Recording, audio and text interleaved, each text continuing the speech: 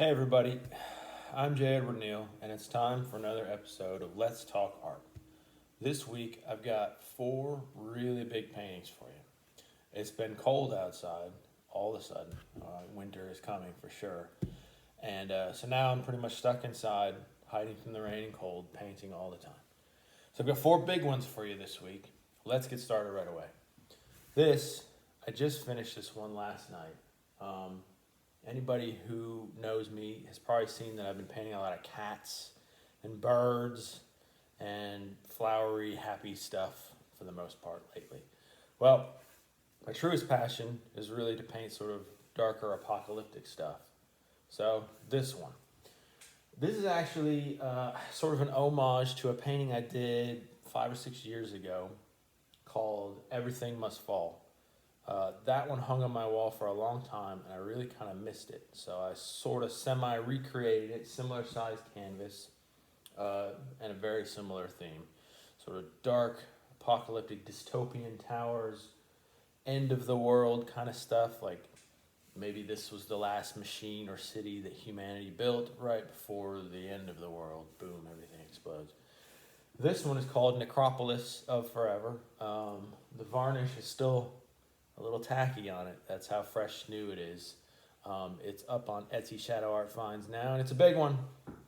Let's get started on the next one.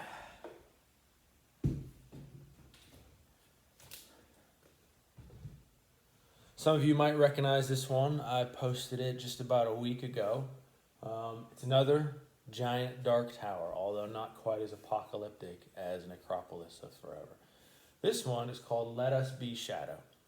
And for this one, I sort of wanted to convey a landscape that could change and be whatever you dreamed it to be. Sort of like this wasn't quite real. It was something you could go, some place you could visit in your deepest dreams. So it's got sort of an ethereal feel to it, as you'll notice. It's got these little magical totems. Some people have asked me what the weird writing on the totems is. I don't know. It's just cool symbols, I guess. But this was a lot of fun because actually in the background, I did a red and green. You can barely kind of see a little bit of red here, a little bit of green here. I did several what's called color washes, background colors designed to be covered up later, but still hint through with their color. And I think it really worked out well. So basically, this painting has like almost every color in my arsenal. Blue, black, gold, green, yellow, red, a little bit of silver. So it sort of all blended together creates kind of a dreamy feel. So this one's called Let Us Be Shadow, and it's also still in my shop. This is the original painting. Now let's go to something that's, well, it's not exactly a tower, but it still sort of fits the theme that I was going for this week. This one's called Shadow Bloom, and I had so much fun because this is really sort of my favorite color scheme to work with. Umbers, golds, deep yellows, bronzes, and coppers, all tempered with a lot of black that has hints of metallics in it. So for this one, this was one of the most heavily layered paintings I've done in all of this year. I started with a pale yellow wash, then went in with a bronze one to get these sort of columns in the deep background here. Then I went in with the trees with the background. I just wanted them to appear very far away, not too close to the viewer. Then I added this tree here, and I don't know, you probably can't see it on the camera, but there's a lot of little umber and metallic textures in the leaves. I usually do trees that are dead, or not dead, but barren, stripped of their leaves. But for this one, I wanted to convey a sense of life, of autumn. This tree will survive. See this gate-looking thing here? Kind of inspired by Japanese architecture. And then you see these giant guardian dogs. There's actually 2. You can't see the other one. It's a little bit off camera. But they are guarding this gateway to this sacred grove where no mortal is allowed to go. These trees bloom like once per year. At least so goes the painting idea. And no living thing is allowed to go through this gate and see them, and they're guarded by these strange and creepy dogs here. Shadow Bloom is one of my favorite color schemes ever to work with. All right, let's go to something a little bit more colorful. The final painting showing off this week is an explosion of green, blue, and purple. You'll see it. This one's called Spire of Infinite Night.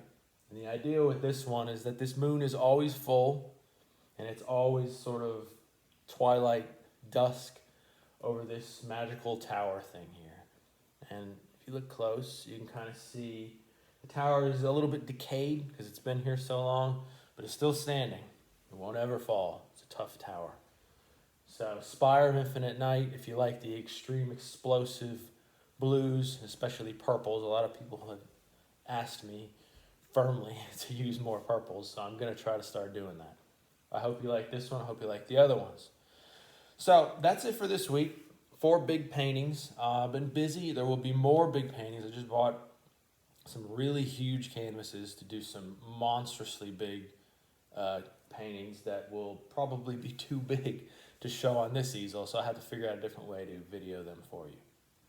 I hope you guys are having a great season. Halloween is just passed. Hopefully the Christmas music doesn't start for another couple weeks, but you know. So visit my shop, please. Shadow Art Finds on Etsy, all one word, Shadow Art Finds. Visit me on Instagram, JEdwardNeal998, all one word, no spaces or anything. I am joining the kids on TikTok, JEdwardNeal, that's it. And I'm also on Facebook. Either find me at my home profile, Jeremy Neal, or my art profile, Shadow Art Finds. I'll be showing new art every single day, sometimes multiple times a day. And yes, I will have more videos and photos of my cats, Bacon and Noodle. So many of you guys have asked about that.